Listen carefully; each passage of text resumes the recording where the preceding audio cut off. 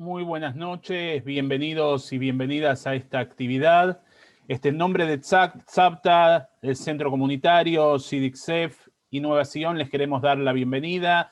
Agradecemos el acompañamiento de CIDICSEF en la organización de esta actividad. Para nosotros es muy importante poder tender puentes con otras instituciones y en este caso tenemos el honor de hacerlo con CIDICSEF.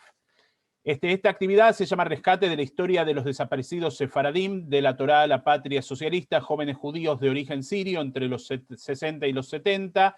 Tenemos también el honor de estar con Susana Brauner, que después Gustavo Efron la va a presentar más formalmente. Darte las gracias, Susana, por la participación en esta actividad y a todos ustedes por el interés de participar. Vamos a pasar a algunos avisos parroquiales, en realidad, o sinagogales para hacer uso correcto de la palabra, con algunas actividades próximas que nos pidieron la gente del CIDICSEF y algunas que va a organizar también Tzavta. En el día de mañana hay una conferencia por Zoom desde Canadá, un homenaje internacional a Soli Levi y al grupo Gerineldo. Va a participar Judith Cohen, una cantante, Oro Anaori, cuentista. Son dos afamadas investigadoras de Canadá. Miércoles 26 de mayo, o sea, mañana a las 19 horas. Yo en el chat voy a ir poniendo la información y el número de teléfono por si ustedes quieren comunicarse para poder recibir los datos. Voy a poner también los datos del Zoom, el ID y la contraseña para que puedan conectarse. Lo tienen que copiar y pegar porque una vez que cerramos el Zoom se va esta información. El día 30, domingo 30 de mayo a las 19 horas, vamos a presentar en Tzavta, juntamente a Nueva Sion y a la Sociedad Hebraica Argentina, el libro El Impío de Andrés Spokojny, que es una novela, es una profunda investigación y rigurosa investigación sobre el tema de la existencia en el judaísmo y distintas preguntas que el hombre se hace y si se puede resolver todo mediante la razón. Por supuesto va a tratar algo de Baruch Spinoza también, tiene parte novelada, así que están todos invitados a participar el próximo domingo 30 de mayo a las 19 horas. También vamos a poner esa información. Y el miércoles 2 de junio, el CIDICSEF, en el marco de Amigos por Israel, va a presentar un libro, América Colonial Judía, un libro del querido amigo doctor Mario Eduardo Cohen, que también está conectado y participando de esta actividad. Y también nuevamente aprovecho para agradecer al CIDICSEF la gentileza de acompañarnos en esta organización de esta actividad, que sea la primera de muchas actividades en conjunto. Va a ser la presentación de este libro con Alicia Benmergui y Miguel Cohen. Yo después ahora les voy a dejar en el chat toda la información para que puedan conectarse y participar de esta actividad. De mi parte, no hay más palabras, simplemente paso la palabra a Gustavo Efron, director del periódico Nueva Sion, para presentar a Susana y que comencemos con la actividad. Muchas gracias a todos y a todas. Hola, buenas tardes o buenas noches a todos y a todas quienes estén en distintos lugares de Argentina o del mundo. Bueno, esta actividad, la verdad que hace mucho tiempo que con Susana la venimos pensando, ¿no? Yo sabía de sus investigaciones sobre este tema.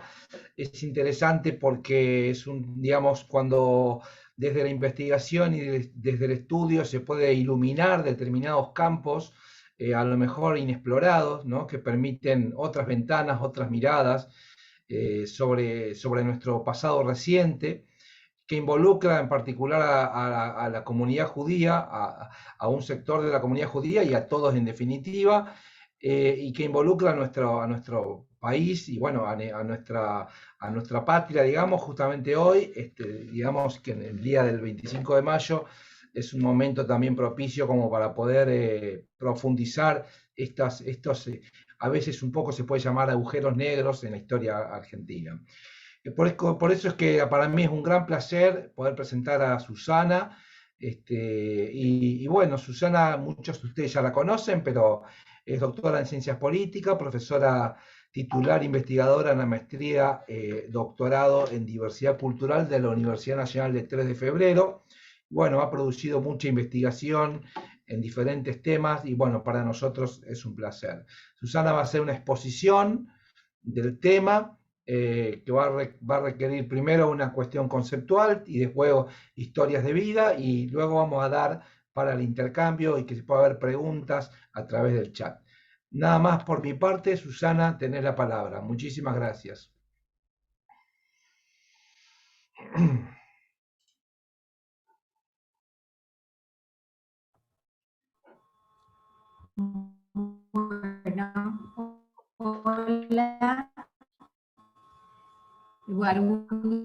Uy, A ver, vamos a ver si podemos, a ver si te escuchamos antes en la prueba, se escuchaba bien. A ver. Había sido silenciada, ¿no? Está con problemas de señal. A ver.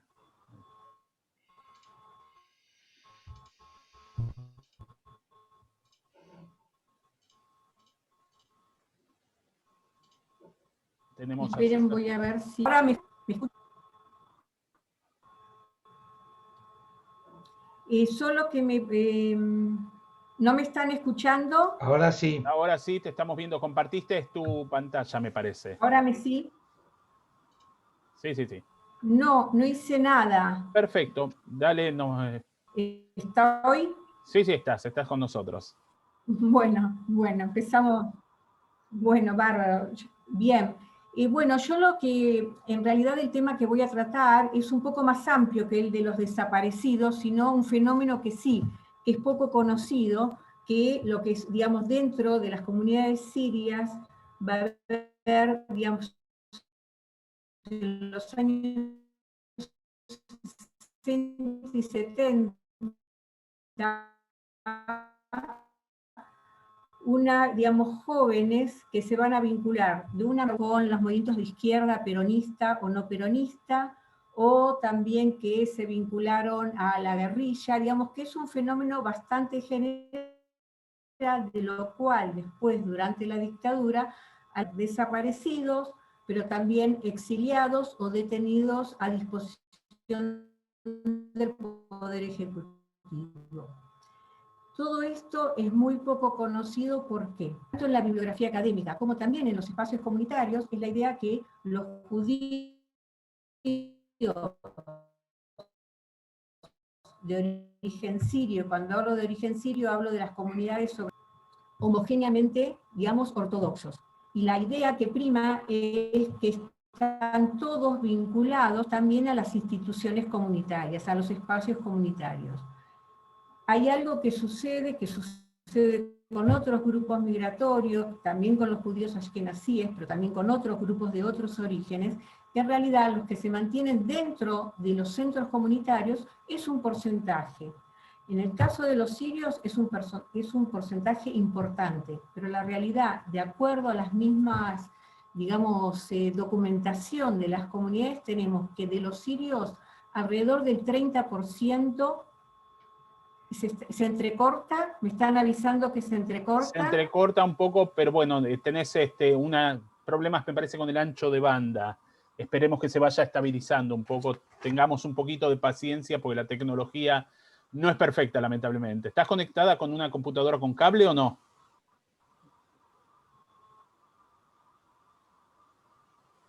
Susana, con una notebook. Perfecto. Estoy conectada. Sí, y generalmente no tengo problemas. No tenés problema. Bueno, si intentemos, vamos viendo, yo creo que va a ir mejorando por parte. Hola. Bien. Si querés desactivar el video ¿Hasta dónde me escucharon? Si podés sacar la imagen. El 30%, bueno. Ahí está, después cualquier cosa volvemos a la imagen. Bueno, bien. Estabas contando sobre el imaginario que estaban en realidad muchos judíos institucionalizados, tanto sefaradim como ashkenazim.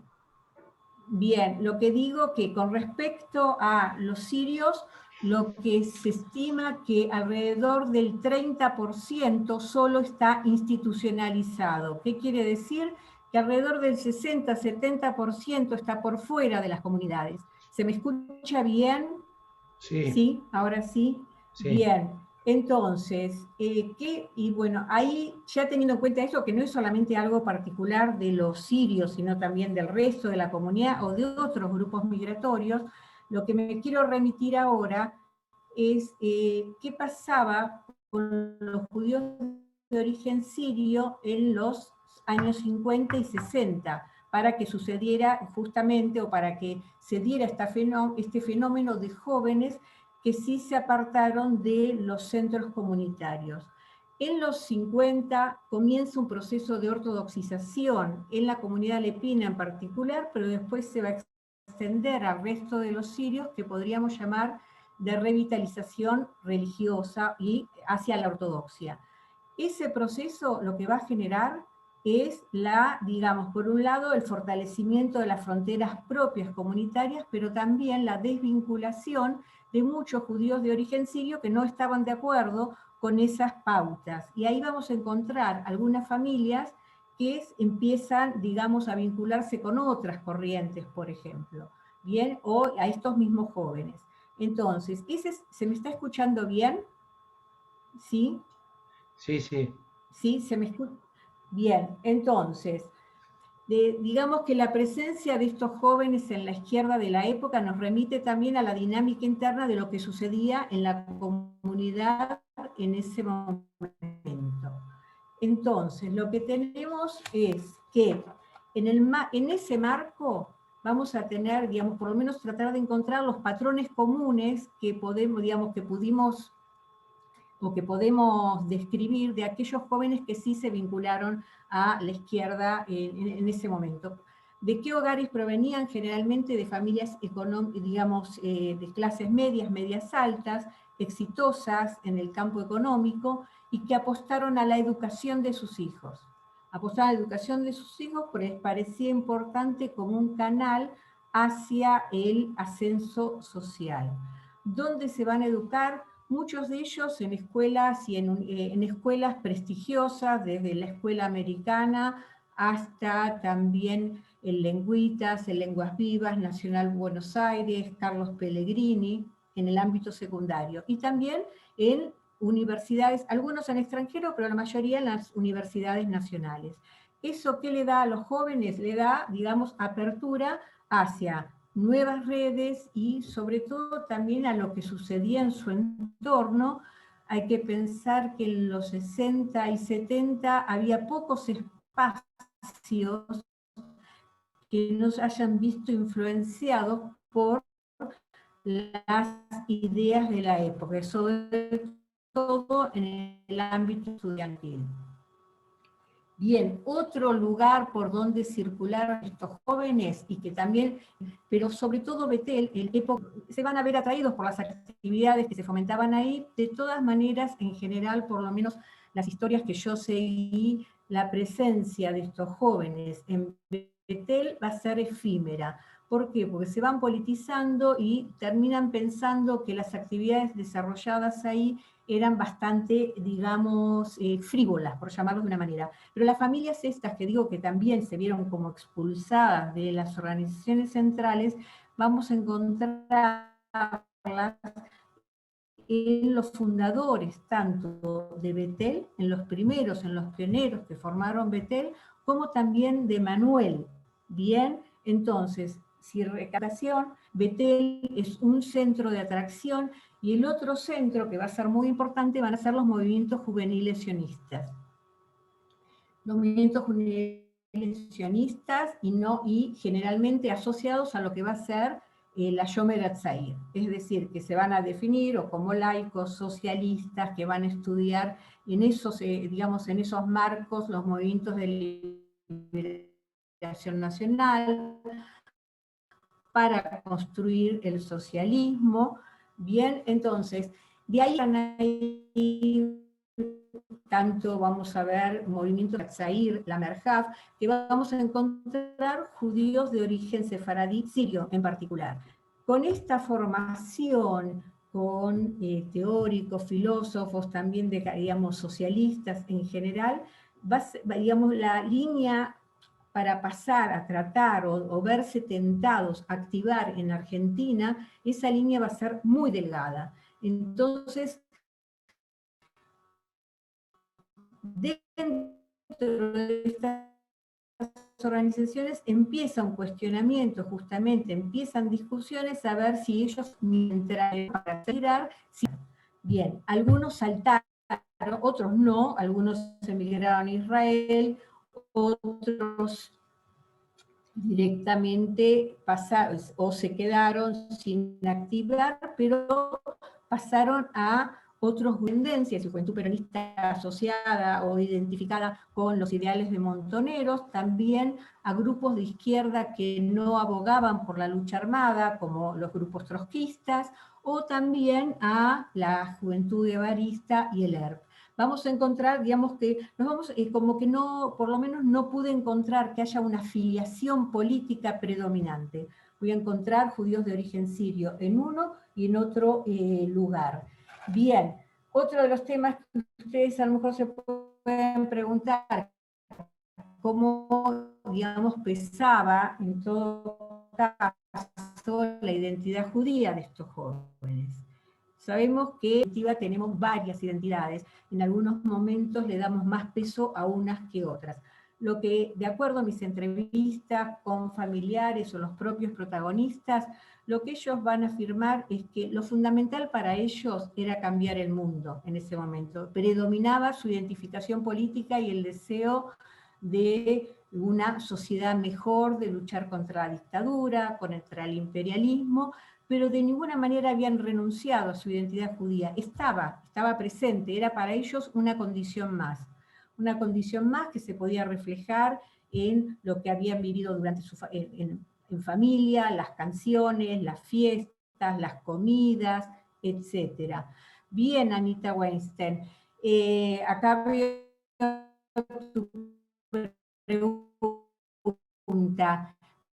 ¿Cuántos, digamos, para este tema? Yo, de judíos de Alepo y de Damasco, debo tener más de 300 en general, pero para este tema, ya sea a familiares o a quienes de alguna manera conocieron historias, estamos hablando de 70 entrevistas. Bien, digamos, esto es parte de lo que estoy presentando, un artículo que publiqué que publicó la Universidad de Granada en el 2012, que por supuesto fui continuando y profundizando con nuevas historias. Bien, entonces, lo que digo es que predominaba la centralidad de la identidad, digamos, de esta identidad política. ¿Era la identidad política algo permanente? La realidad es que esto ni siquiera era permanente. Lo que era permanente es la idea de cambiar el mundo. Podían entrar a la universidad asociados a la izquierda, teniendo un pensamiento de un grupo de izquierda, y por relacionarse o por amigos o por noviar también podían cambiar rápidamente de afiliación política. Bien, ahora, más allá de la identidad, más allá de lo que ellos se autopercibían, hay veces el contexto les recordaba su identidad judía. De acuerdo a las entrevistas, tengo dos casos, por ejemplo, de digamos, una militante en la juventud peronista, que asociada a la tendencia, que ella militaba en el Partido de la Matanza, en la Unidad Básica, donde ella militaba, por si acaso, me dijo que no decía, no dio a conocer su identidad judía, por ejemplo. Otro caso, que después lo van a ver reflejado en el PowerPoint que voy a presentar, es digamos, una juventud peronista que militaba en en un barrio popular, donde él cuidaba el taller, por ejemplo, pero entonces ni viajaba los sábados tampoco, iba los domingos, pero se llevaba su propia comida para no romper el taller. No decía, por supuesto, que no era, digamos que no daba a conocer tampoco su identidad judía. Esto, digamos, es la formación, lo que yo expliqué hasta ahora, de aquellos jóvenes que luego, algunos de ellos van a ser detenidos, otros se van a poder exiliar, algunos fueron detenidos y pudieron salir del país, por ejemplo, y también los desaparecidos. Si me pregunto qué pasó, más o menos esto es lo que va a pasar bajo la dictadura, cómo fue la reacción de las comunidades sirias frente a lo que estaba sucediendo. Bueno, no fue muy diferente a lo que al resto de la sociedad argentina. Es decir, va a haber sectores o individuos dentro de las comunidades sirias que van a expulsar incluso a algunos de los padres de sus espacios y, digamos, van a culparlos de poner en peligro al resto de la colectividad, otros que van a vivir en una burbuja, bien, otros que ya sé, Graciela, que no estoy por si acaso, por el tema de la comunicación, de internet. Bien, entonces, vuelvo, esperen, vuelvo a la imagen, a ver si anda, ¿bien? Con respecto, digamos, va a haber, por ejemplo, algunos que sí, que van a promover la ayuda a aquellos que estaban en peligro. Y de hecho, y esto no va a ser, digamos, no va a haber una correlación exacta con la postura política de aquellos. ¿Qué quiero decir? Es decir, tengo una entrevistada que cuenta que tenía que salir del país, que la ayudaron a emigrar a Israel en ese momento, y que cuenta que ella primero se dirigió a la parte progresista de su familia. Esos no la ayudan, y los que la van a ayudar es uno que era, digamos, muy religioso, por ejemplo. Bien, digamos, de las comunidades sirias no se ofrecieron para dar apoyo a justamente a aquellos que estaban en las cárceles, a diferencia de otros rabinos sefaradíes. ¿Me están escuchando bien? ¿Se me escucha bien? ¿Sí? Bien, yo lo que voy a hacer ahora, voy a compartir un PowerPoint en donde, digamos, voy a comenzar, ahora, bueno, les voy explicando con el Power. Esperen. Que ahí vamos a tener historias de vida y un documento de la comunidad en la época. Yo les dije que uno de los patrones que justamente van a caracterizar a estos jóvenes va a ser la educación, y eso es algo que va a ser, a ver, esperen, ahí está, que va a ser compartido justamente por la comunidad sefaradí, congregación sefaradí, que es de los alepinos en la época. Fíjense que esta es una memoria, es un acta que refleja, digamos, el año 76, pero que se escribió en septiembre del 77. ¿Qué dicen ellos, justamente? Se los voy a leer para que quede claro que la educación, esta educación en las universidades, la educación científica, era vista a las familias. La propia realidad argentina, signada trágicamente por el dolor y la destrucción, ha confirmado a los escépticos la importancia de una formación sólida.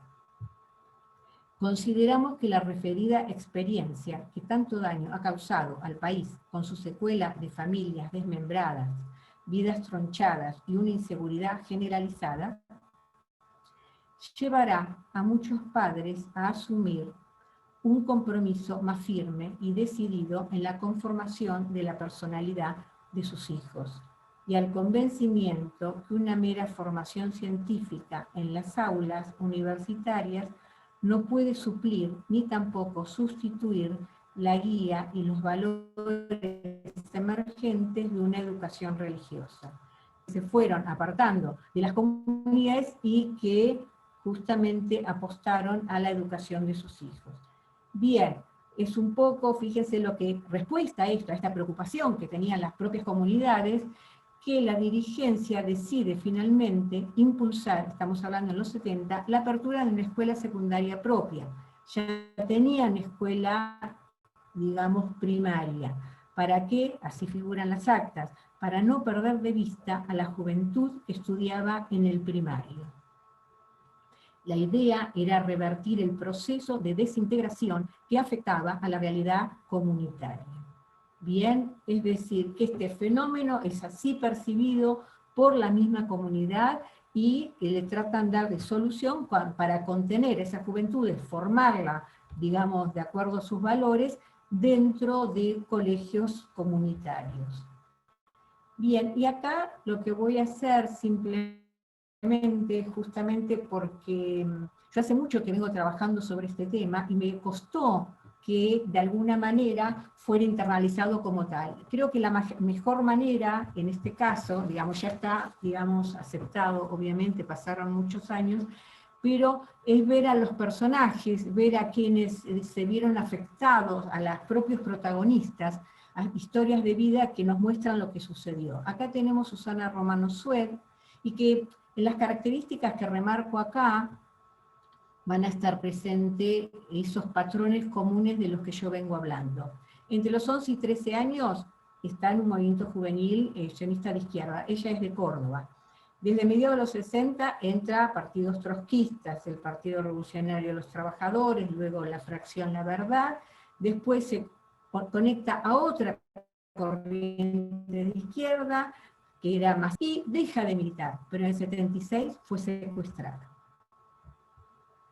Secuestrada, detenida y torturada en La Perla y La Ribera.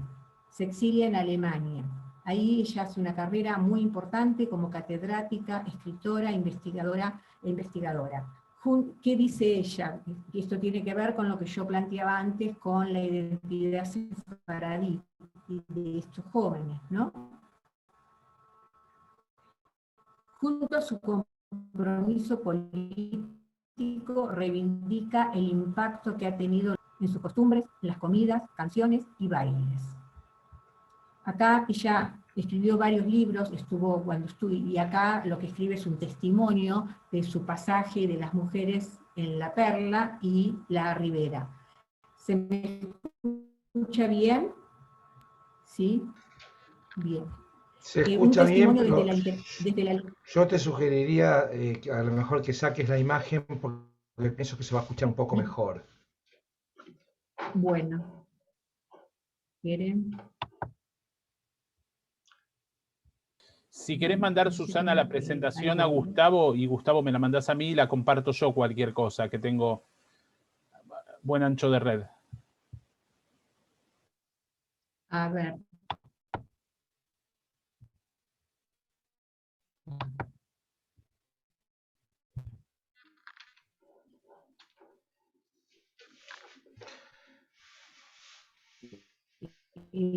No sé cómo desactivar mi imagen ahora.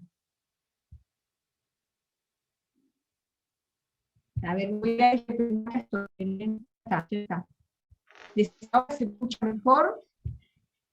Sí, sigamos un poco adelante a ver cómo se estabiliza. Bueno.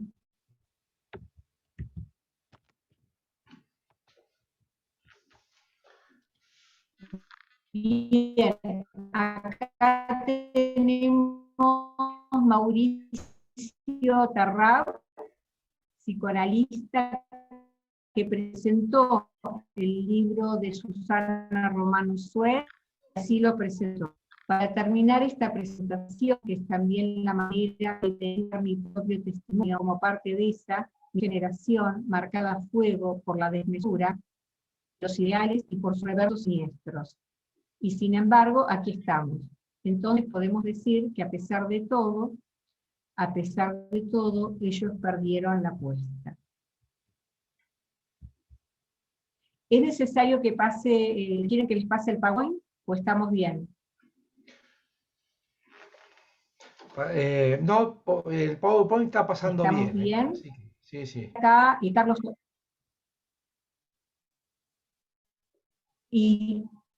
¿Y yo me escuchan bien? Sí, se escucha bastante bien. Bueno.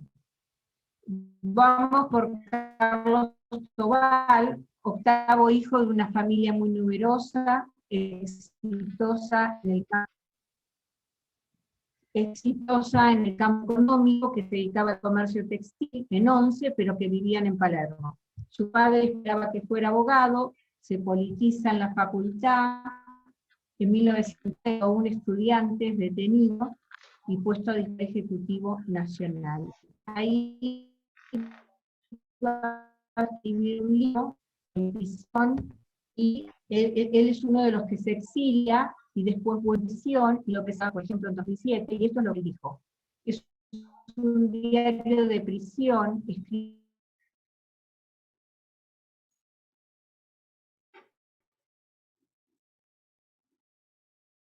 Ahí se cayó la conexión. Tengamos un ratito de paciencia, le vamos a pedir a Gustavo, si Gustavo le podés pedir que nos pase el PowerPoint, así es más fácil para tratar de recuperar ancho de banda de ellas.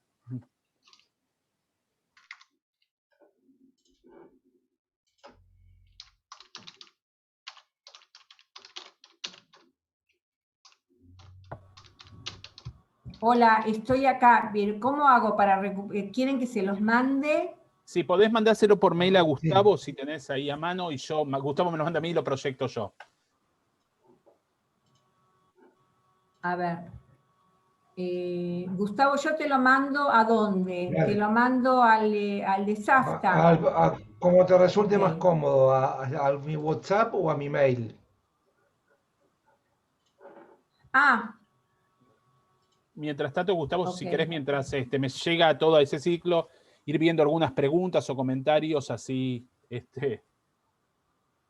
ahí por lo menos me parece que Sí, ya escuchamos mejor a Susana. Perdón por los inconvenientes técnicos, son cuestiones ajenas a la organización que lamentablemente no podemos asegurar. Estuvimos probando antes media hora, probamos que funcione bien el PowerPoint, el sonido, y funcionaba todo bien, pero bueno, llegada la hora de la verdad, a veces fallan las cuestiones tecnológicas. bueno, hay un mensaje acá que mandó para todos Leonor Chara. Dice, fue una época efervescente, yo estaba en la Facultad de Filosofía y Letras, 70-76, en la década del 60, el movimiento sionista sefaradí Teje Sagna.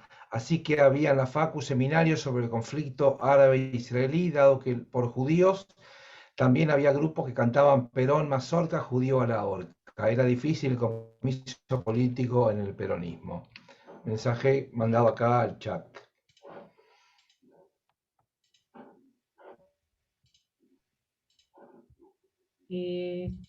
A ver. Te lo estoy mandando, pero es pesado por las fotos, Vale, tarda. gracias.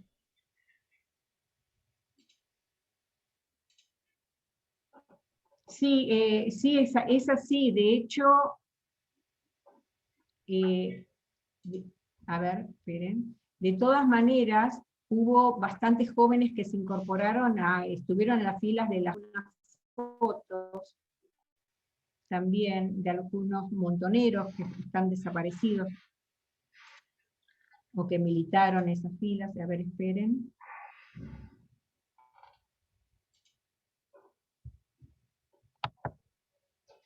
Ya te lo mando, a ver si salió.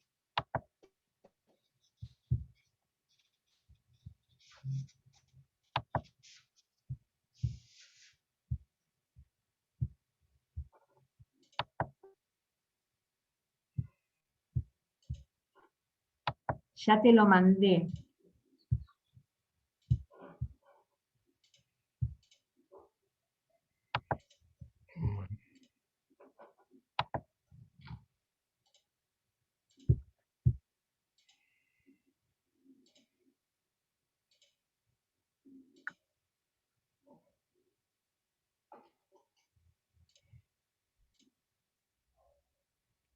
Quique Néstor Moadé. Vamos a hablar de Quique. ¿Te llegó, Gustavo, el Power? No, todavía no. Todavía no. Todavía no me ha llegado.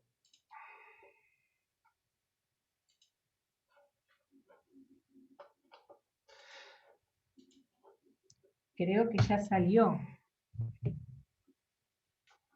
¿Por mail? Sí, al mail. ¿A cuál mail? ¿Mío? ¿Personal?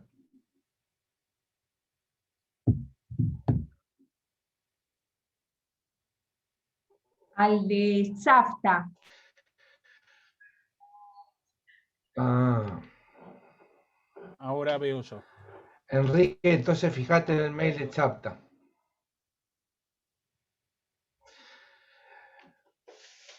Bueno, qué lástima.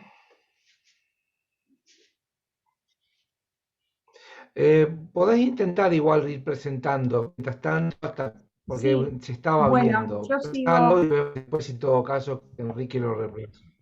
Bueno, estaba presentando el caso de Carlos Tobal. Les repito cómo él presenta su libro. Es un diario de prisión escrito por un estudiante en la cárcel durante la dictadura del general Onganía.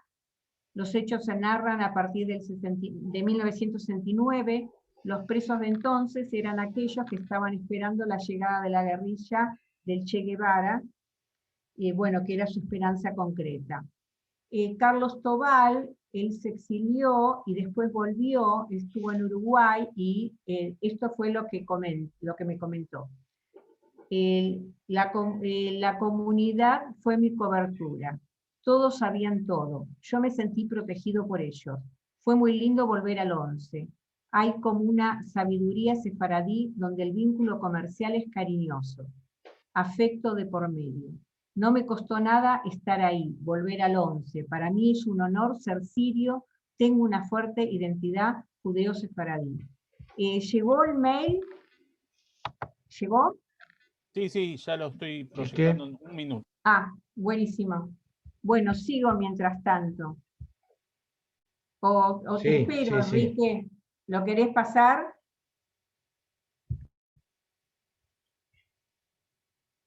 Estábamos por Carlos Tobal.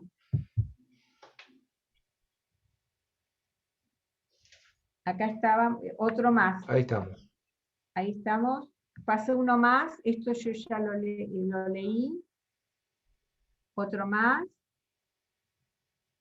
Esto ya lo leí. Acá terminé. Bueno, está también Ricardo Alac, por ejemplo, que en su hogar se hablaban 3 idiomas, el árabe, el castellano y el francés. Estudió en el Carlos Pellegrini y la UBA, pero finalmente se dedica al teatro. Es un dramaturgo hasta el día de hoy muy conocido. En la época del gobierno de Isabel Perón fue amenazado de muerte por la AAA, por judío y comunista. Se fue a México, donde vivió unos meses y después volvió. Pasamos.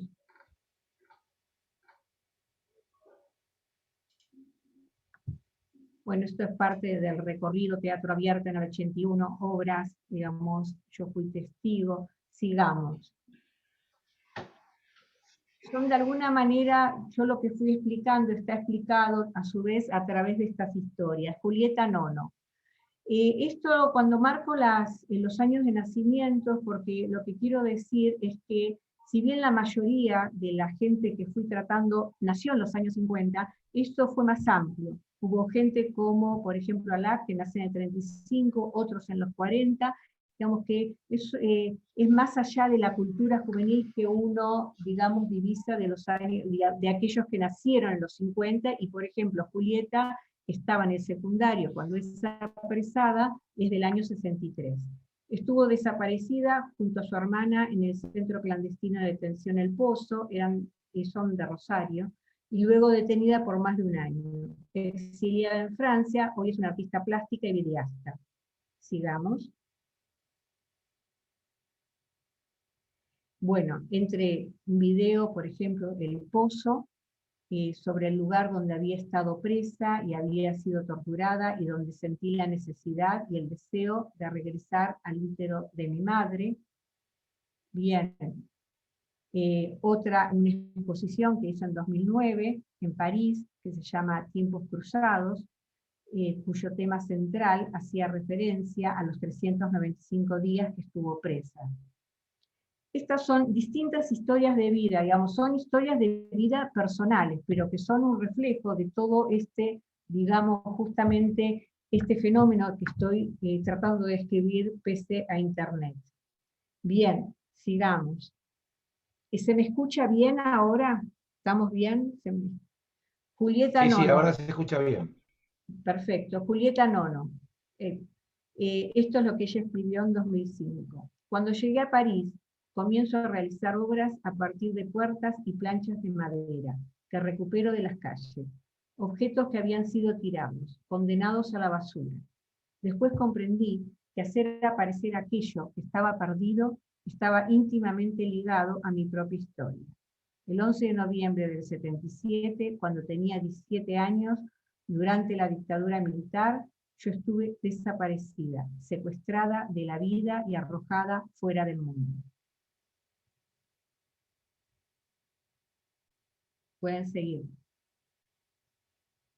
Bueno, acá es Diana Dowek, que es una pintora muy conocida, que ella se queda en el país y es conocida por justamente su, digamos, como una activista de los derechos humanos. Sigamos.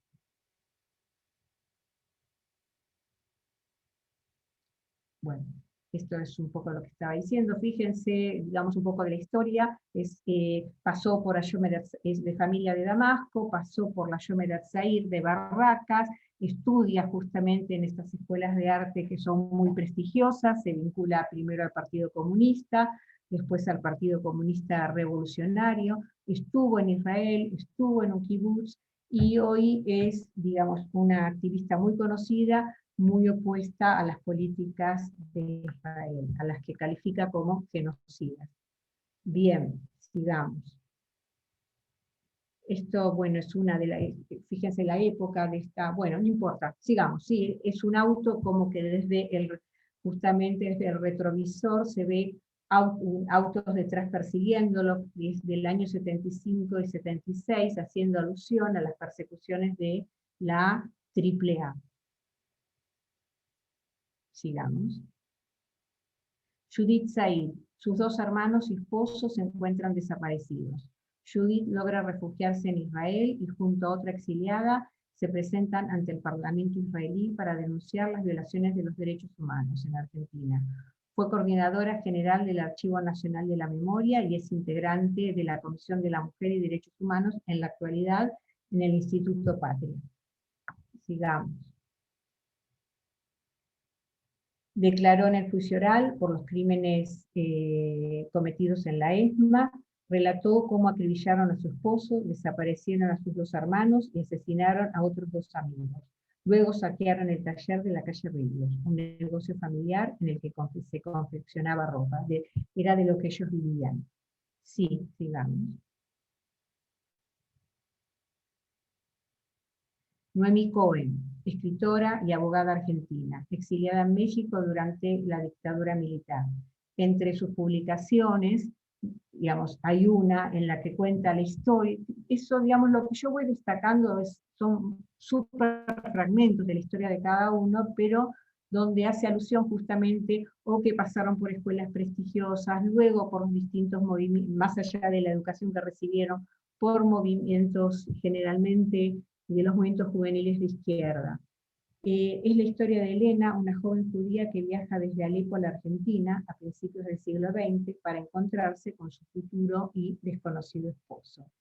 Bien, ella también milita con los exiliados en México, en las agrupaciones de exiliados en México. Después retorna, después viaja. Sí, sigamos.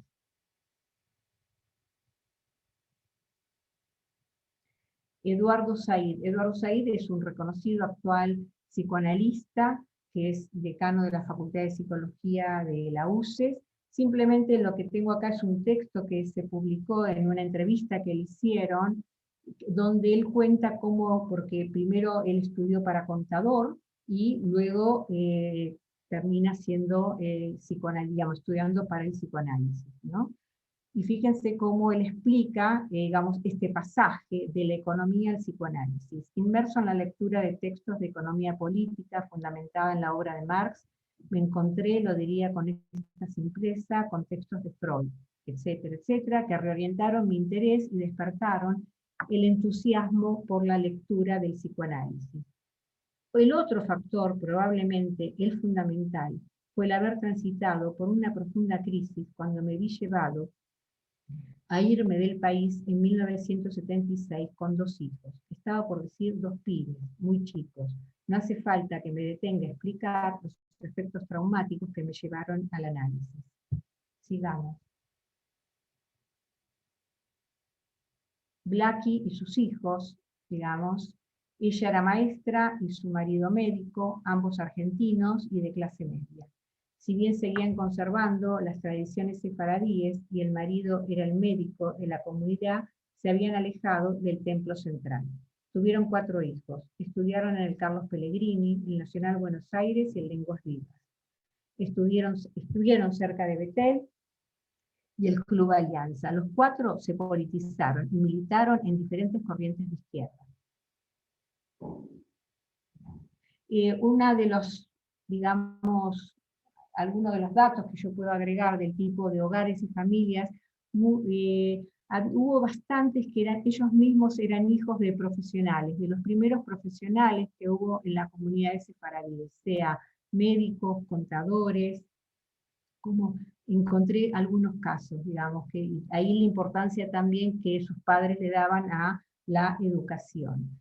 Enrique, yo les comenté algo, estudió en Talpiot, en el Herzl, estuvo en Israel, no termina, sino que luego se afilia a la JP, viene de una familia ortodoxa del 11. Se recibe como psicólogo, y esto fue un poco lo que yo les contaba antes, cuando él iba a los barrios populares o barrios populares. Él dice así: los viernes y sábados no iba a la villa de Miseria, iba el domingo temprano para respetar el descanso sabático. En la villa, en vez de asado, me llevaba sándwich de tomate y queso, les decía que tenía una enfermedad que me impedía comer carne y pollo, y así evitaba comer taref. Bien. Algunos nombres, por alguien que vi hay un mensajito, trato de no darlos, los mantengo digamos, en el anonimato. Y algunos que puedo, no. A ver, este es Carlos, perdón, Carlos, este también mantengo el anonimato. Estuvo en la Yomer al-Zair, después se vincula a MOS, que es el grupo de la izquierda sionista que también milita en Argentina, va a Israel, y luego se asocia a la Juventud Peronista de la Tendencia. En su entrevista lo que me dice: hoy es comerciante, mantiene su simpatía por las tradiciones, música árabe que aún escucha y hace escuchar a sus hijas, como así también una posición firme con respecto a la defensa de Israel. Él se define peronista en Argentina y sionista con respecto a Israel. Sigamos. Pato, digamos, se asoció a política obrera, psicóloga, apoyaba la causa palestina, pero no era anti-israelí. Mi verdadera preocupación era la realidad nacional. Nunca dejé de decir que era judía, todo lo contrario. Me llamaban la turca y a mí me encantaba.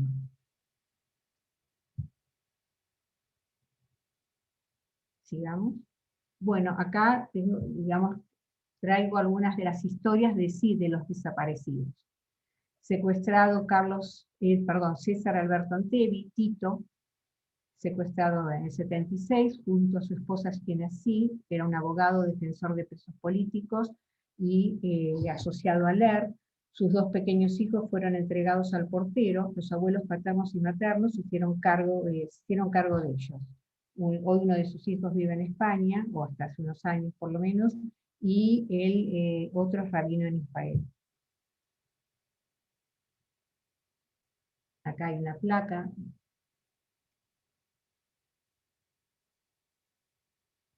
David Moadet Laniado, secuestrado en 75, en épocas de la AAA, sionista, militante del Club Alianza, pero también del ERP, lo vinieron a buscar, trató de escapar, pero no pudo.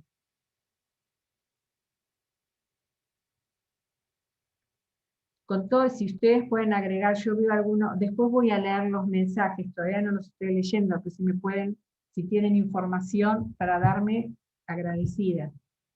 Chapta Rab, David Eduardo, desapareció en junio del 76, era estudiante de arquitectura, estaba haciendo el servicio militar en el Hospital Militar Central. Lo fueron a buscar y se lo llevaron con muestras muy visibles de haber sido torturado. Hoy continúa desaparecido junto a otros 3 de sus compañeros. Sigamos. Mónica Masri, estaba embarazada, ella secuestrada junto a su marido, ella estudiaba letras, él psicología, estaba embarazada, los 3 continúan desaparecidos. Sigamos. Los Said, estos son hermanos de Judith Said. Eduardo fue secuestrado en el 76, era abogado, su esposa era Ashkenazi, ella también desaparece. Alberto secuestrado, la hermana Judith se refugia primero en Israel y luego en España. Sigamos, vamos a ver algunas fotos de ellos. En Mar del Plata. En casamiento. Bien, Celia Esterano Nosaka, secuestrada en el 76, militante de la Juventud Peronista, La madre de Celia se dirigió en ese momento al que era ministro exterior en el 82, Yamir, pidiendo por favor que la ayude, si fuera necesario, presionando al gobierno argentino para aclarar el destino de su hija. También se dirigió a la embajada norteamericana, todo sin frutos. Tu hermana, Sara. Marcos Chueque, desapareció en Mar del Plata, estudiante de la Facultad de Arquitectura, militante universitario de izquierda. Irene Chueque, su madre es miembro de Madres de la Plaza de Mayo. Sigamos. Acá podemos seguir. Bueno, creo que, no sé si está Sofía, la hermana de Néstor, Quique, Salvador Moadet, había nacido en el 57, una familia de origen damasceno, vivían en Flores, el padre estaba muy vinculado a la comunidad. ¿Qué comenta ella? Digamos, la hermana escribe un libro sobre, digamos, una biografía familiar, donde cuenta la historia de él, y dice esto: ya en su juventud temprana se había familiarizado con el manifiesto comunista de Marx y Engels, las poesías de Guillén, así como con los escritos del Che Guevara, que era su héroe indiscutido. Sigamos. ¿Quién era Quique Salvador? Sigamos en la próxima. Bueno, es secuestrado en el 76, era estudiante, primero estuvo en Baderes, después en la Yomet Atzair, después en la Juventud Evarista. Ingresaron a su domicilio hombres vestidos de civil, fuertemente armados, llevándose a Néstor. También se llevaron a los padres. Y Néstor es torturado frente a los padres. A los padres los liberan para dar con el paradero del hijo, buscaron la ayuda de referentes comunitarios y del Estado de Israel, pero todo fue sin fruto alguno. Sigamos. Esta es la foto de Néstor, y este es el libro que escribió, que me estabas comentando, Fron, lo presentaron acá hace unos años, Un retazo del olvido, que es la historia de la familia, donde incluye la historia justamente de su hermano. Ella ya estaba en Israel. Sigamos. Y esto es lo que escribe Sofía también en este libro, ¿no? Sobre quienes eran amigos de él y sobrevivientes a la vez. Los sobrevivientes declararon que Quique no se había quebrado en su cautiverio, y que a pesar de las torturas no delató a ningún compañero. Guillermo, al presente con un alto cargo en la municipalidad de Quilmes, declaró en forma contundente: mis padres biológicos me dieron la vida, Quique evitó mi muerte. Bueno, y termino con el turco, así lo llamaban. Él era peronista, Carlos Alberto Abadi Chamá, que está entre los primeros de la lista de desaparecidos por el apellido, ¿no? Se llamaban el turco, desapareció en el 77, estudiante universitario de psicología en UBA, militaba en la Juventud Universitaria Peronista, estaba en el centro de estudiantes, trabajaba a su vez en una fábrica de camisas. En el 76 pasó a la clandestinidad militando en Montoneros. Fue visto en un centro clandestino de detención en el Club Atlético antes de ser asesinado. El 18 de mayo del 2008 se colocó en la vereda del edificio, digamos, una baldosa en su memoria. Bueno, yo quería, digamos, a ver si ahora puedo poner la imagen. Y justo se estabilizó ahora la señal, me parece que... ¿Sí? Sí, se te escuchaba Bueno. perfecta esta última parte, que también es un homenaje, me parece, a los desaparecidos y escuchar sus historias, ¿no? Por eso me pareció necesario, más allá de mi análisis, que es lo que hice al principio, y presentar lo que yo considero que fueron los patrones comunes, y tratar también de, digamos, de desestereotipar lo que sucedió en esa época y lo que sucede actualmente en las comunidades sirias, porque lo que repito es que hay un gran porcentaje de judíos de origen sirio que están, digamos, afuera de las comunidades, que están desinstitucionalizados, que están o institucionalizados en otros sectores de la comunidad, o que están por fuera. Es decir, los que sí son ortodoxos, digamos, militantes o directamente muy ortodoxos, son dentro de la comunidad lepina y damascena, son alrededor de un 30%, contado por ellos mismos. sí, para mí es un homenaje y dar reconocimiento de alguna manera a todos ellos.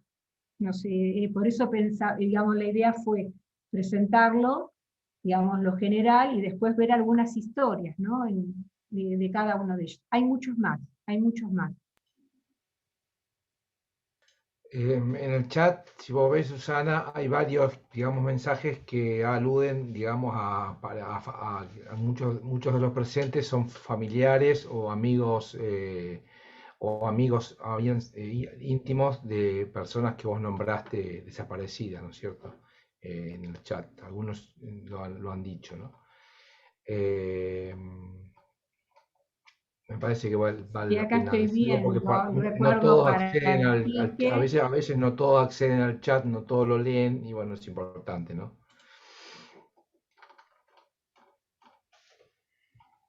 Acá hay amigos de Quique. Sí. Que lo Si conocieron en el querés puedo secundario, leer. yo, el primo hermano de Eduardo Said. Por favor, léelos vos, sí, por favor. Voy a leer algunos para que me parece importante decirlo. Dice Graciela Gerade, un recuerdo de mi mejor amigo desaparecido, Quique Moadev. Aldo Aimovich dice, Quique fue compañero de Urquiza entrañable. Graciela dice, soy Beni Sacal, mi mejor amigo Quique. Lo conocí a Quique en el secundario, dice Aldo Aimovich. Luego dice, Carlos Russo, soy yo el primo hermano de Eduardo Said. Homenaje para él y su mujer Claudia Yankelevich, detenidos desaparecidos. Luego dice Eugenia Minujín, dice, la mujer de Tito Antevi era mi prima. Sara Anono, ella es mi hermana, referida a Anono, que vos mencionaste, digamos, está acá la hermana presente. Carlos Russo dice, también desaparecieron Andrea Yankelevich y Daniel Shapira, mis primos hermanos. Cristina Ponce, bueno, compañero detenido desaparecido, presente ahora y siempre. Presentes. Bueno, hay varios mensajes. Roxana Cale, Daniel Shapira fue mi profe de tenis. Bueno, después hay algunos agradecimientos. Enrique Golden Grus dice, ¿pudiste hacer un estudio de judíos sefaradí del interior del país? Pregunta. Yo no, digamos, sobre este tema, si se refiere a este tema, no. Sobre este tema justamente tengo en las listas que hay de desaparecidos que tienen apellidos posiblemente, que, digamos, que no puedo estar segura, justamente si son de origen sirio, no pude llegar a ellos todavía. No, pero los hay, los hay. Bien. ¿Por qué crees que este tema no es tan conocido o hace falta digamos, una actividad o esta investigación particular para relevarlo, para revelarlo, digamos, ¿no? Me parece. Si uno va a la bibliografía, digamos, yo creo que es, digamos, un mix de dos temas en particular. Si uno va a la mayor parte de la bibliografía sobre los judíos en Argentina, que primero que mayoritariamente es sobre los judíos ashkenazíes, ¿bien? Digamos, ahora, hay mucho menos, es mucho más limitado todos los análisis sobre los judíos sefaradíes, sea marroquíes o, digamos, de Turquía, de habla judío español o de origen sirio. Eso sí. Pero además, en la que sí existe, predomina esta visión que de alguna manera de identidades que podríamos llamar cristalizadas, esencializadas, donde se supone que todos aquellos por ser sirios, en definitiva por ser de origen sirio y árabe, de países árabes, son, digamos, colectivamente, podríamos, digamos, adhieren a las pautas ortodoxas. La realidad, hay una realidad que esas comunidades, las centrales, las nucleares, sí son ortodoxas, ¿bien? E incluso algunas las podríamos denominar, algunos sectores de esas comunidades, como ultraortodoxas. Entonces, eso es lo que se repite en cualquier texto de historia judía en Argentina, cómo se los asocia, como conservadores y muy tradicionalistas, poco sionistas, y lo que justamente hay ya trabajos que de alguna manera complejizan la situación. Yo lo traté de hacer, hay otros autores que se dedicaron al sionismo sefaradí en particular, últimamente, en los últimos años, que amplían justamente la participación de los judíos de origen sefaradí, pero eso aún predomina, ¿bien? La realidad es que los judíos ashkenazíes se vieron más afectados en cuanto, si hablamos de desaparecidos, se vieron más afectados que los judíos de origen sirio en particular, que es mi mi objeto de investigación. Ahora, lo que hice yo hasta ahora pude dar con alrededor de 25 desaparecidos, ¿bien? Que solamente son un reflejo de todo lo que traté de mostrar hoy. Ahora, entonces, como ya sé, los ashkenazíes se vieron más afectados, ¿bien? Ahora, entonces lo que hice fue compararlo con otro, ¿con qué? Con otro grupo, con los armenios. ¿Con qué? ¿Por qué los armenios? Porque los armenios también son un grupo que viene del Imperio Otomano, que es un grupo migratorio minoritario, que se ubica y reside en los principales centros urbanos, que se dedicaron al comercio, a la industria. ¿Cuántos desaparecidos tienen los armenios? 22. ¿Y cuántos eran los armenios en los años 70 y 80? Se estima alrededor de 50.000. ¿Cuántos eran los judíos de origen sirio en esa época? Se estima alrededor de 20.000. Entonces, si comparamos, digamos, cómo fueron afectados, en este caso, armenios y judíos de origen sirio, obviamente fueron mayormente, digamos, se vieron más afectados, ¿bien? Digamos, la incidencia, las repercusiones fueron mucho mayores. Un grupo que aparte como los armenios, que no solamente que vienen del Imperio Otomano, sino que también se ubicaron digamos, en los principales centros urbanos, en trabajos similares, en la industria, en el comercio, compartieron barrios también. Bueno, eso es un poco, quizás traté de responder, ¿no? Hay una pregunta, Ana Wardman dice, ¿llegaste a ver si había alguna relación entre los judíos de origen sirio desaparecidos y militantes exiliados y dónde militaban? Otra vez, entre los judíos sirios desaparecidos y militantes exiliados y dónde militaban. Sí, yo, digamos, de algunos puedo saber, digamos, la afiliación política, bien, de aquellos desaparecidos en general se sabe, de los que se pudieron exiliar ahí, digamos, y algunos siguieron militando, digamos, continuaron en las redes de militancia, ya sea, sobre todo las que tengo es del peronismo, tanto en México, en Israel, como en España. En Israel, digamos, fue corto, porque muchos terminaron yéndose a España, en definitiva. Bueno, hay un par de mensajes más, de preguntas más acá. Dice Mario Cohen, que es presidente del CIDICEF, dice, Susana, ¿cuál fue la actitud de las autoridades comunitarias y el Estado de Israel respecto a estos jóvenes? ¿Hubo rescate de algunos?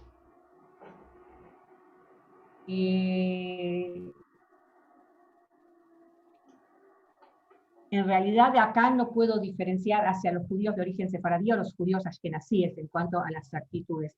En general, digamos que podemos decir que la actitud de la DAIA en particular, que en ese momento estamos hablando, por lo menos cuando digamos ya alrededor de que llega la democracia, está el presidente Cohen y Mach, la actitud vamos a decir que fue ambigua. Bien, algunos judíos sí fueron ayudados, algunos pudieron llegar y salir del país y otros no.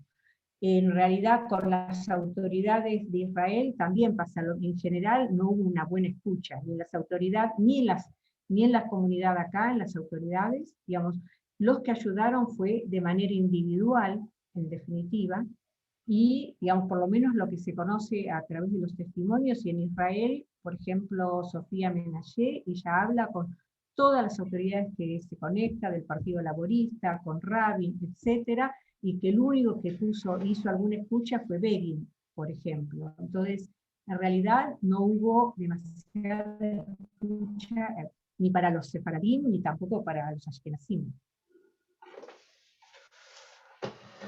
Bueno, Laura Imovici dice, no conocía a ninguno, agradezco esta actividad, ni olvido ni perdón. Mi pregunta es, ¿cómo crees que se puede trabajar el tema de la memoria sobre estos hombres y mujeres detenidos, desaparecidos y la represión más allá de actividades comunitarias? ¿Por qué elegiste este tema para investigar? Bien. Eh, Yo en realidad hace muchos años vengo a trabajar, empecé a trabajar desde mediados de los 90, más o menos, entre mediados y fines de los 90, empecé a trabajar sobre los judíos de Alepo, bien, sobre la comunidad alepina acá, y a través de las instituciones, en definitiva. Tuve acceso a todas las actas comunitarias, tuve muchísimas entrevistas que realicé, y la idea era justamente seguir digamos, el derrotero de la comunidad alepina en Buenos Aires, desde su salida de Alepo hasta, digamos, hasta el momento que lo hice, que fue a principios del 2000. Es ahí cuando yo voy con este tema. Digamos, no era mi objetivo, pero cuando tomo temas de contextos políticos, en realidad lo que trataba de entender bien es qué pasó con la comunidad en épocas del peronismo y qué pasó con la comunidad en épocas de la dictadura argentina. Ahí es cuando justamente a través de las entrevistas, a través de justamente todo este trabajo de investigación, doy con el rabino Blum. Rabino Blum fue el rabino de la comunidad alepina entre el año, que fue un rabino que está asociado al peronismo, del 47 hasta el año 51. Y después, en marco de las entrevistas, cuando llego a la época de la dictadura, veo que la mayoría de mis entrevistados empiezan a hablar bajito, bien como con miedo. Y estoy hablando a fines de los 90 esto, principios de los 2000. Y es ahí cuando descubro este tema. Por eso llego a este tema, en definitiva. Lo seguí, lo fui desarrollando. ¿Bien? Pero son los mismos entrevistados que me abrieron, digamos, la posibilidad de llegar a este tema. Yo trabajo en la UNTREF, en la maestría de diversidad cultural y en el doctorado de diversidad cultural, y este es un tema que lo trabajo muchísimo con los alumnos en los seminarios en los que doy directamente. De hecho, ya hay alumnos que siguen este tema también. Como que se va a dar continuidad, me refiero. Tengo dos preguntitas. En primer lugar, bueno, nos sentimos muy contentos y agradecemos la compañía de los familiares y amigos de los desaparecidos. Para nosotros, para Tzavta, tanto para Nueva Sion y también SIDICSEF, visualizar esta temática es muy importante. Quería preguntarte si la comunidad sefaradí, la siria sobre todo, se apropió de cierta manera de esta historia, intentó hacer algún homenaje de estos jóvenes desaparecidos, y por otro lado, si hay algún registro de hijos o nietos desaparecidos de estos matrimonios que había desaparecidos. No, yo te comento, o creo que dije también antes, que en general cuando llega la democracia, las autoridades mismas, primero los rabinos no participaron ni se ofrecieron para dar ayuda a los que estaban, a los presos en ese momento, que estaban presos legales a discusión del Poder Ejecutivo.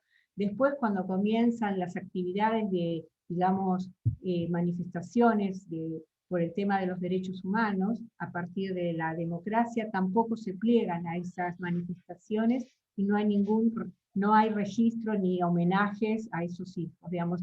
Esto va por fuera de lo que hoy ellos, digamos, de las creencias y prácticas que ellos promueven, en definitiva. ¿Bien? Perfecto. Hijos... Hay que pensar también, yo no lo planteé, pero muchos de estos, había matrimonios islámicos también, algunos de los desaparecidos, no, digamos que a estos judíos desaparecidos.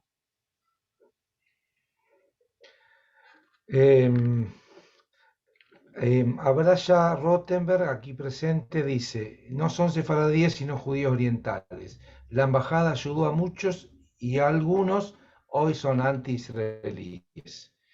Dice, Ajá. Bueno, el tema de oriental o misrají o sefaradí.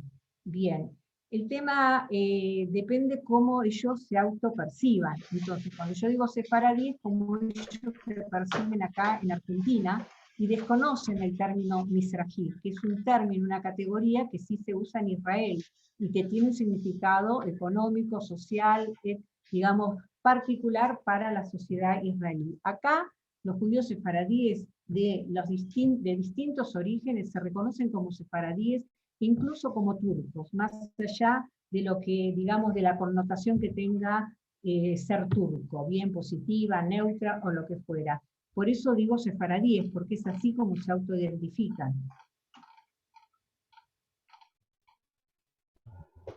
bueno, Y sí, perdón, sí, claro, a la algunos les embajada. ayudó y hoy son, sí, es verdad, hoy tienen, digamos que no hay una sola postura. Yo estuve hablando de historias individuales en concreto. Hay algunos que sí son muy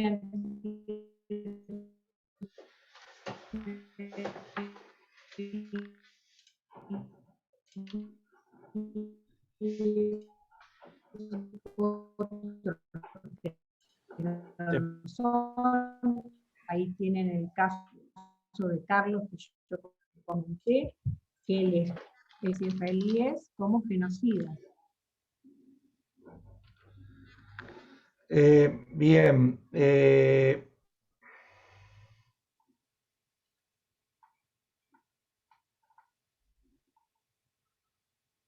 hay varios comentarios en el chat, algunos no son preguntas, sino comentarios. No sé si vos tenés acceso o si los leo yo. Sí, yo veo, si querés elegílos, porque, a ver.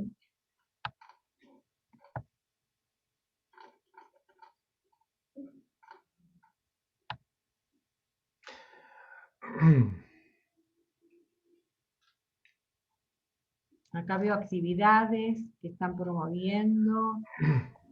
Ana, vos llegaste a Leonor Chara dice, el primer contacto siendo jóvenes con el socialismo fue en los movimientos sionistas, cuyo objetivo era la alianza del kibutz. Anita Weinstein sufrieron más por ser judíos. Es una pregunta. Y entiendo que es una afirmación, pero puedes ponerle el signo de pregunta si querés. Sí, claro.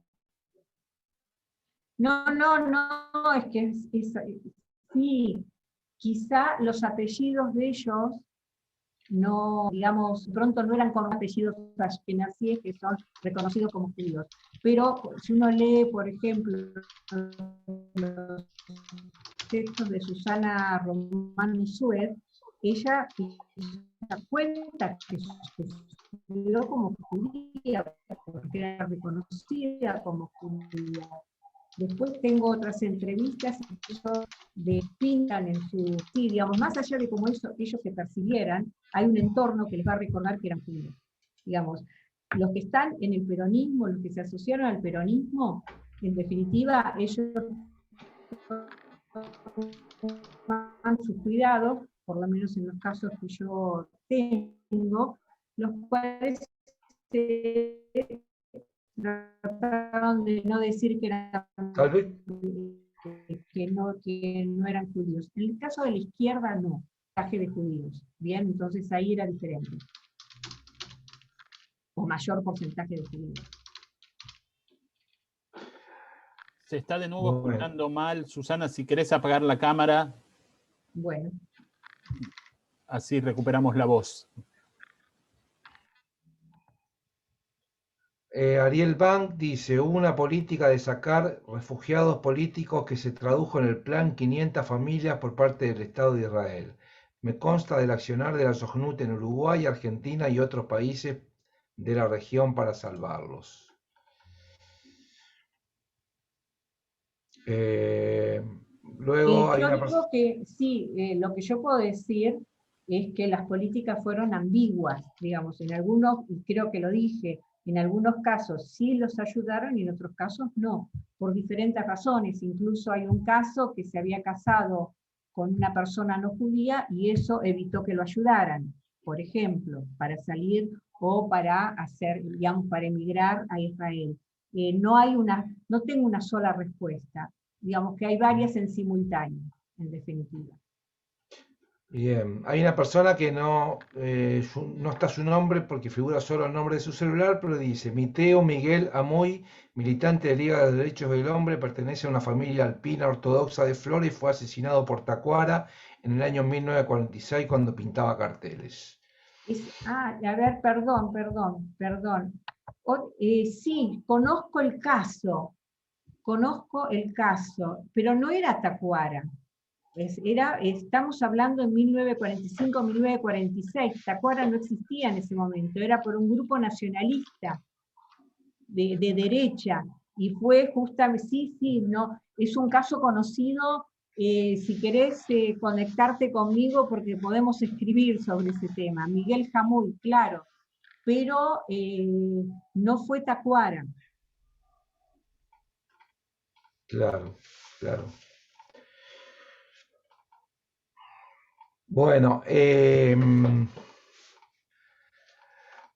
hay un par de comentarios más, digamos. Leonor Chara coincide para mí la crisis de los movimientos sionistas en Argentina con la posibilidad del socialismo en la Argentina, a partir del tercer peronismo y los grupos de izquierda inspirados en la Revolución Cubana. Fue una tendencia, no hice aliá y me comprometó políticamente con el socialismo en el país. Claro, esto fue un poco, Víctor Jamuy está diciendo, no pude poner mi nombre, la persona que se comunicó antes. Acá dice Víctor Gurbit, dice, era el grupo de Guillermo Patricio Kelly. Exacto, sí. Exacto, sí. Bueno, claro, aquí el tema básicamente que se comentó con el tema de la DAIA, el caso más famoso fue el caso de Nehemías Resmiski, ¿no? Que fue presidente en su momento y hubo toda una polémica, digamos, porque él había actuado, pero bueno, tuvo el hijo que lo salvó, y bueno, fue todo un debate, digamos, que digo para poner en contexto también de lo que pasó, sobre el cual se escribió mucho y se discutió mucho, y hubo investigaciones cruzadas que hablaban también del tema, o sea que este tema siempre es un tema que genera, no solo acá en este lugar, sino en muchos lugares, intercambios y debates, ¿no?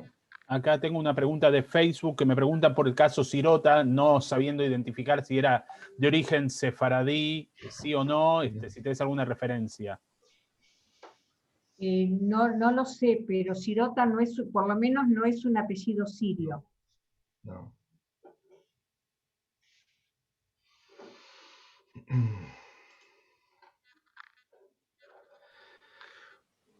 Bueno, vamos a ir cerrando la actividad. La verdad que bueno, hay muchos comentarios. Este tipo de actividades siempre generan mucho intercambio, testimonio. También es un lugar no solo para la reflexión, para poder iluminar campos no conocidos, historias no tan conocidas, y también para poder, también personas allegadas, familiares, amigos, que puedan también tener este espacio, ¿no? Para poder expresar un poco su lugar, ¿no? Y con esto vamos cerrando. Como siempre seguimos con personas que están colaborando. Acá hay un comentario que dice, Sirota es... se subió. Sirota es... un momento. Sirota es un apellido ashkenazí, significa en ruso huérfano. Muchas gracias, Daniel Barman, estudioso de la genealogía judía también. Ahí está. Se me había... Sí, pues se movió ahí otra vez, perdón que me olvidé de Jamuy de apellido, el que había escrito también. Si conociste los casos de Néstor Costo y Gabriel Bari, Susana. No, sí escuché, pero no los conozco en particular. Bueno, nosotros después cualquier cosa para todos los que quieran estar en contacto, que crean preguntar o también que puedan aportar, ¿no? Porque como yo entiendo, esta es una investigación en proceso, digamos, de Susana también. Entonces, lógicamente podemos hacer de puente también intercambiando los mails para que, bueno, también esta actividad puede ayudarnos a seguir investigando y trabajando, ¿no? Hay muchos más casos. Yo simplemente lo que hice fue hablar de algunos. Digamos, hay otro que es Ballet, por ejemplo, que fue un chico que estaba en la dirección de Baderes, que presencia justamente el asesinato de un periodista de Jáuregui, y que él da la versión oficial de lo que sucedió, que era contraria a la de la policía, termina detenido, por ejemplo, y fue detenido 15 días, las autoridades de la comunidad no ayudaron mucho, en ese caso, puedo decir, por lo menos en ese caso, sale a los 15 días y emigra a Israel. Hoy vive en Israel. Pero, digamos, todo esto está, digamos, hay muchos casos que están entrelazados, en definitiva, entre aquellos, sobre todo los que venían, los que estaban en los grupos sionistas de izquierda. Era muy difícil para los jóvenes de esa época decidir si, digamos, no militar en el... Unos lo decidieron, pero otros terminaron vinculados a la izquierda. Bien. Bueno, vamos cerrando entonces la actividad. La verdad que muchísimas gracias, Susana, por la exposición y por el intercambio, y gracias a todos, bueno, por el testimonio y por la conversación y también por la posibilidad, ¿no?, de siempre generar otras miradas, ¿no?, y otras perspectivas sobre estos temas que siempre nos van atravesando como argentinos y como judíos, ¿no?, y bueno, como seres humanos, ¿no? Así que, bueno, les agradezco mucho a todos, les agradecemos todos, en nombre de Innovación, de Tzavta, de CIDICEF. No sé si Quique quiere decir algo más, Sí, o simplemente, Susana, bueno, si querés agregar algo más, y cerramos. agradecer primero a Susana por la exposición, como dije antes, a los familiares y amigos de los desaparecidos, gracias por estar, y al resto de la gente por el interés. Me parece que un poco lo que ayudamos todos tratando de hacer este tipo de actividades, y en esta fecha tan especial, el 25 de mayo, donde hablamos de independencia, de libertad, en realidad de libertad, ser libre significa también tener memorias, ¿no? Y el pueblo judío es un pueblo que tiene memoria, y para nosotros cada una de las personas tiene un nombre y un apellido, y nosotros de cierta manera queremos honrarlos. Agradecer a Tzavta, Innovación y CIDICEF por poder estar compartiendo esta actividad. Me parece que es un ejercicio de memoria colectivo interesante, y como es un trabajo, bien como dijo Gustavo y Susana también presentó, un trabajo que está en desarrollo, o sea que todo dato que se pueda aportar va a ser enriquecedor para la investigación. Nosotros le vamos a pasar a Susana todo el mail del chat, todo el chat que tuvimos, y también quienes quieran escribir a Tzavta, que tienen más datos, nosotros vamos a hacer el contacto porque de eso se trata. Te está agradeciendo acá mucho la gente. Como mencioné antes, mañana el 26 de mayo hay una actividad del CIDICEF, si lo ven en el chat está ahí puesta toda la información. Y la última actividad, Mujeres por la Paz en Medio Oriente, un diálogo con Adriana Potel y que modera Yara Kapsuko, organizado por Meretz Argentina, Meretz Zair, Jotan Blatt y Mujeres que Activan por la Paz en Medio Oriente. El domingo 6 de junio a las 18 horas van a recibir toda esta información por mail, para que puedan participar. Para nosotros es muy importante poder estar juntos, aunque sea en estos tiempos de pandemia. Te dejo la última palabra, Susana, si querés agregar algo más y decir, y nuevamente agradecimiento a todos. No, simplemente agradecer, pese a los problemas de internet, que eso me pusieron bastante nerviosa, pero es como ustedes dijeron, esto hay que continuarlo porque todavía falta mucho para investigar. Entonces, y es como están diciendo en proceso, si pueden, digamos, si pueden colaborar con datos de familiares, conocidos, aquí estoy, digamos. De hecho, es uno de los proyectos de investigación que estoy dirigiendo en la UNTREF, así que soy todo oídos. Y les agradezco haberme escuchado, y pese a todos estos problemas de internet, ¿no? Pero bueno. Gracias. Bueno. Gracias, la gente acá también en Facebook Gracias. puso que vale la pena el esfuerzo de los problemas técnicos y todos se quedaron. Muchísimas gracias, entonces. Gracias. Bueno, adiós. Hasta la próxima. Hasta la próxima. Gracias.